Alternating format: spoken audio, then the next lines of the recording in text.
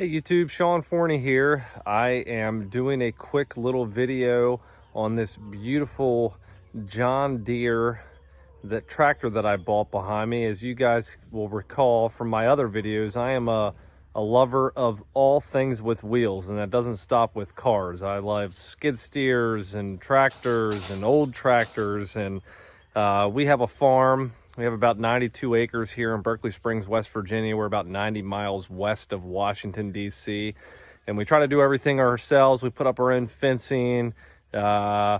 We build smaller buildings. We don't build buildings like the one back here. That's our barn. We leave that up to the pros. But the smaller stuff we do ourselves. There's a rooster in the background, but we have chickens, turkeys, honeybees, dairy goats, fainting goats, horses, and pretty soon we're looking to add some mini Scottish Highland cattle as well. They're the big fluffy cows. So this video is just going to be a quick little video of the new tractor I bought and what I love about it. Stay tuned. Okay, so this is a 1951 John Deere Model M. So these tractors were extremely popular back in the day. They were workhorses of their time. This particular tractor has spent its entire life in Morgan County, West Virginia. It was purchased new here in Morgan County. At one time, Morgan County, West Virginia was the tomato capital of the United States. As a matter of fact, our farm here that we have was one of the original working tomato farms here in Morgan County. And then it housed cattle, and we don't have any working tomato farms left in Morgan County. They are now converted to typically cattle farms and hay fields. Now our farm here is a mixture of a little bit of everything, but this tractor worked a tomato farm from 1951 when it was purchased new to 1981 when it was retired.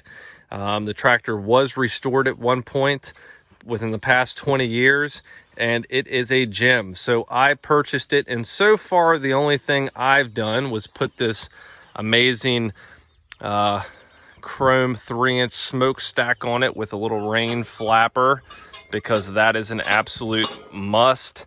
And when I bought it, it would start up perfectly fine, but since then we seem to have a problem here with the carburetor. So I bought a tune-up kit. You can see how this seal right here is leaking.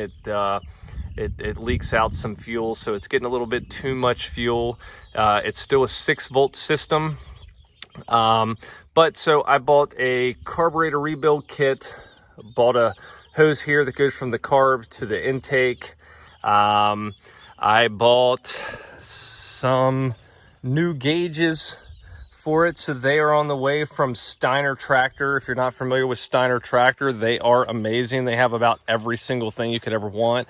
And then in addition to all that stuff, I bought new vinyl decals instead of these cheap Mylar sticker ones that I'm going to replace. And other than that, I'm going to use it and work with it on our farm. So one of my favorite things about these old tractors is putting them to work. If you watched my haymaking video, I just sold it, but I had a 1954 Farmall Cub, and I put it to work raking hay. But I wanted to get this Model M specifically because it's about double the horsepower of the Cub. It's a little bit heavy dutier of a tractor, and it can actually be put to work and do quite a bit on a farm. So in addition to the other things that I purchased for the tractor, I'm going to go ahead and give the ignition system on this tractor a tune-up. So those that are not familiar with these old tractors, some of them are converted to a coil pack system, and this is an old magneto system. So I bought a new distributor cap and button, and I bought a new coil. I bought the flamethrower coil just to get some extra spark. I bought spark plug wires and plugs. The plug wires that are on here obviously aren't made for this tractor. They're a little long, so I bought the ones that are specifically for this tractor.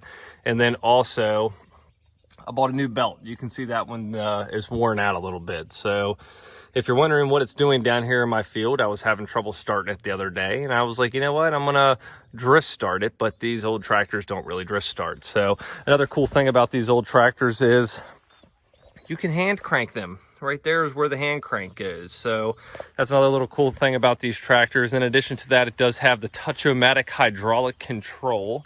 Right there the sticker is. So this is kind of like, you know, what a modern day 3-point hitch system would be. And it does have a 540 PTO. So you can operate attachments that operate off the PTO, power takeoff. Other than that, it has the wheel weights in the front and rear, but I will be doing a couple additional videos on this thing as we work on getting it to run perfectly. Right now, it won't even start because it's flooding itself out because it has a leaky carb. So once we get this carburetor kit rebuilt, I'm also going to touch up the paint here where the fuel was leaking down and it ate away, made this paint soft and it started eating away. So I'm going to brush that, get it painted, also paint here, which was caused from fuel leaking out of the fuel bowl. It's pretty clean, so I'm not going to do anything there. Everything else on the tractor is in pretty good shape. For an old restoration, I'll probably repaint the wheels. But all in all, this tractor will get a slight makeover, but it's not going to be a show tractor. I mean, I might drive it in the parade or something, but it will actually be put to work here on our farm in the haymaking process. Probably some with our garden, which is right there as we continue to get our garden bigger and bigger over time. But here it is. This is the 1951 John Deere Model M. I got a fantastic deal on it.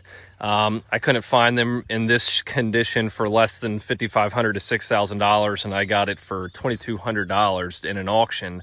But I wound up knowing the owner, so it was amazing listening to the history that is behind this tractor. So everybody stay tuned as I post some additional videos of this beautiful tractor and bringing it back to life and getting it to idle smoothly and run smoothly and pull like it's supposed to.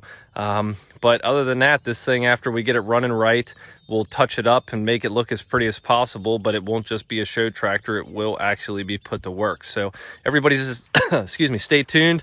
The parts were ordered from steinertractor.com. Again, if you aren't familiar with them, make sure you look them up. They are a phenomenal resource for old tractors like this. They have about every single part you could ever imagine or want or need. But the parts should, excuse me, should be here Monday or Tuesday. And as soon as they get here, we're going to work on getting the ignition system tuned up, doing an overall tune-up, replacing the belt, and then rebuilding that carburetor, which will be the most finicky part. Instead of buying the new carburetor, which was $400, we opted for the $70 premium carburetor rebuild kit. So we'll keep you updated on the process, and stay tuned, and make sure you like our videos, subscribe. If you have anything in particular you see here on the farm or my vehicles or whatever the case is, message me or put a comment below and let me know if something in particular you'd like to see, and we'll go into detail about it. Thank you all so much. Have a great night.